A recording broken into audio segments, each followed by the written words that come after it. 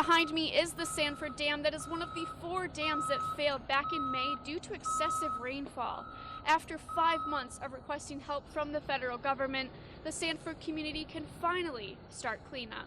10,000 people were forced to evacuate their homes back in May after multiple dams failed. 3,500 acres of what was Sanford Lake now sits an overgrown area of grass and trees. Bill Gibo, the Four Lakes Task Force coordinator, says they are cleaning up the dam, which will help them take ownership from Boyce Hydro. The Four Lakes Task Force was set up actually prior to the flood, and with the idea of acquiring the power dams from the owner, Boyce Hydro, and basically taking them over on behalf of the communities involved.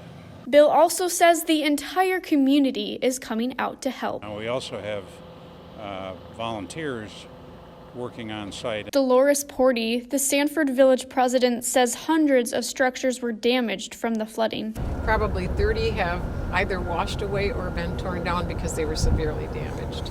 With every load of wreckage removed, the Sanford community can finally enjoy their city again. Every house, every business downtown was impacted in a significant way. It really hit the community hard economically, and we're all just trying to figure out what that means to each of us individually. For News Central, I'm Alynne Welch.